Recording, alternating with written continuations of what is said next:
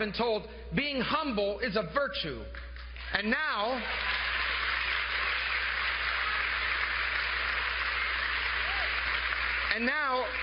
being humble is a weakness, and being vain and self-absorbed is somehow a virtue.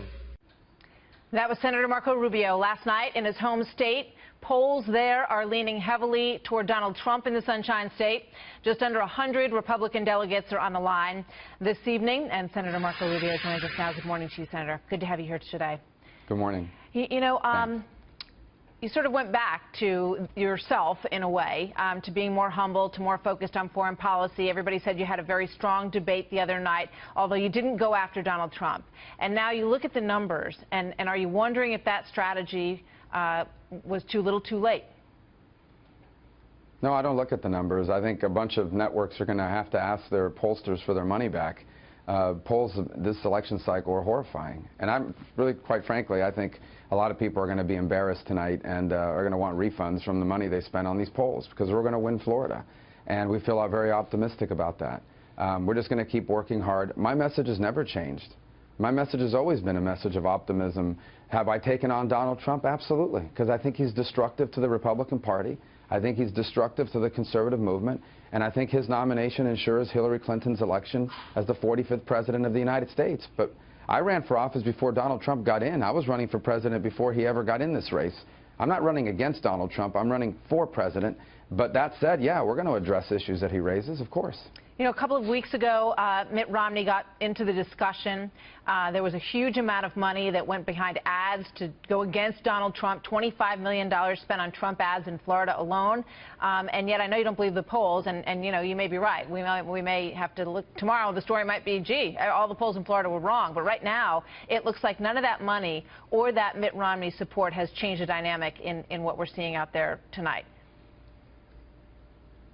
Well, again, I mean, we've been doing this interview here for a couple minutes, and you've asked me two questions. They're both about Donald Trump. So all this coverage he gets certainly helps him in terms of all the obsession the media has with him, because it helps with ratings. But it's not going to help America. You know, as the president of CBS said, you know, Donald Trump may be bad for America, but he's good for CBS. He's gotten millions of dollars worth of earned media coverage, which is fine. I think the bottom line is, what's at stake here is the country and the future of the conservative movement and the future of the Republican Party first. We have to figure out what we're going to be as a party and as a movement before we can go to the American people in a general election and ask them to choose a different direction from the one we're on right now. And I hope we're going to go in November with a conservative candidate. And I'm a conservative. I'm as conservative as anyone in this race. But I have ideas to back up that conservatism. And I think if we follow those ideas that I've put forth, we are going to have the greatest era in American history, a new American century. And I hope that's what voters will buy into. I believe that's what they'll buy into tonight here in Florida. All right, we will see. You've said that you don't believe that the party will coalesce around him, that you just simply don't believe that that will happen.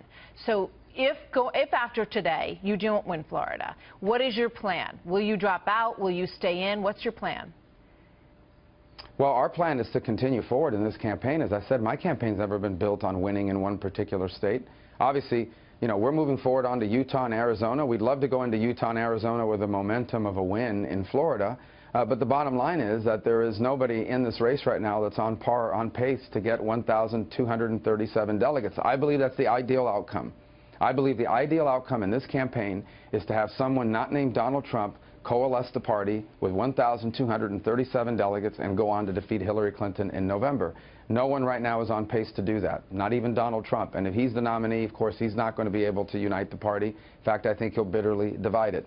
Ultimately, our goal here is not just to win, but to prevent a Hillary Clinton presidency, which would be deeply damaging for this country. Well, you just said you've never built your campaign on any one state, but you've been saying all week in appearances in Florida that it all comes down to Florida. You've said that over and over again. Yeah, well, because it's important.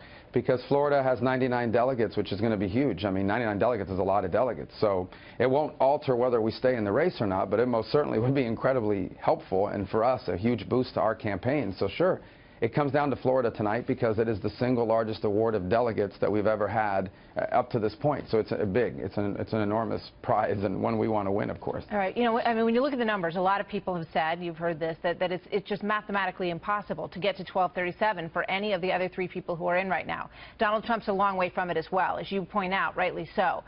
So when I say what is the plan, you know, we're going to talk to Reince Priebus a little bit later. You know, do you see this coming to a contested convention? Will you hang in there? Will you hold on to your own delegates no matter what, so that you have some chips that you can play in Cleveland this summer? And is that the intention? Yeah, but that's not our plan. No, I mean, look, that's not the ideal outcome, okay? I think if you went into a convention where there is no clear nominee, it would be very good, must-watch TV, but I think it would be tough for the party to win under that scenario, simply because, you know, there's going to be followers of the other candidates that are going to feel like there was a backroom deal and they got left out. That's not ideal. Right. The ideal way to win the nomination is for someone to get the majority and then everyone rally around them. But we are living in a very unusual election cycle where the front runner of this party is neither a conservative nor a unifier, and so it's very difficult to imagine that happening at this point. I hope I'm wrong, and I hope it goes in a different direction here, and we still have time. About half the delegates are still left to be awarded, so we'll see what happens. You know, I want to ask you one question about ISIS, because you have gotten points all along for speaking so knowledgeably about what's going on in the world. It's been an area of focus for you. Donald Trump has said recently that 27% of Muslims are radical, that they're radicalized Muslims. Do you believe that? And what do you think about his efforts to understand that part of the world and what's going on? I don't think he understands it. But again, I mean, this, you know, ISIS has nothing to do with Donald Trump or what he says. There's the reality. And the reality of the world is that we have a radical jihadist problem on this planet that needs to be defeated. ISIS today is the predominant radical jihadist group in the world. They have affiliates in over a dozen countries, and they need to be defeated. What percentage of Muslims in the world are members of a radical jihadist movement? I don't know. It doesn't matter. There's a lot of them, and they have a lot of weapons, and they have a lot of capability, and they have to be defeated. Even if it's 1% or 2%, you're talking about millions of people. And so we need to address this threat in a serious way. If it doesn't, it'll continue to grow, and eventually it'll continue to reach us here in the homeland. All right, Senator Rubio, I know you hope to have a good night tonight and to prove the polls wrong. And we thank you very much for being here today. We'll see you soon. All the best to you. Thank you.